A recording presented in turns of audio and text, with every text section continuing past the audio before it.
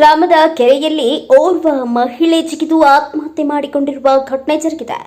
ಸೋಮವಾರ ಬೆಳಗ್ಗೆ ಸ್ಥಳೀಯರು ವಾಯು ವಿಹಾರಕ್ಕೆ ತೆರಳಿದ್ರು. ಕೆರೆಯಲ್ಲಿ ಮೃತದೇಹ ಇರುವುದನ್ನು ಗಮನಿಸಿ ಪೊಲೀಸರಿಗೆ ಮಾಹಿತಿ ನೀಡಿದ್ದಾರೆ.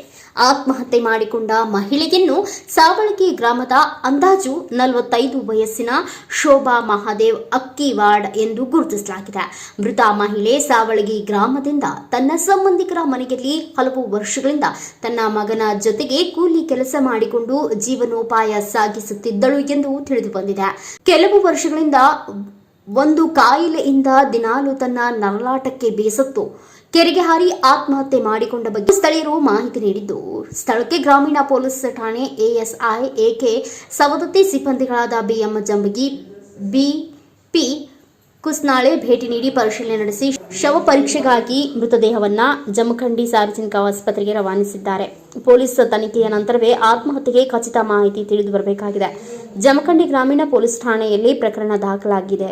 ಬ್ಯೂರೋ ರಿಪೋರ್ಟ್ ಸಂಪಾದಕರು ಮುಸ್ತಫಾ ನದಾಫ್, ಜಮಖಂಡಿ. ಮುಂದಿನ ಸುದ್ದಿಯೊಂದಿಗೆ ಮತ್ತೆ ಭೇಟಿಯಾಗೋಣ. ಅಲ್ಲಿವರೆಗೂ ನೋಡ್ತಾ ಇರಿ ಇದು ಕನ್ನಡ ರತ್ನ ಟಿವಿ. ನಮಸ್ಕಾರ.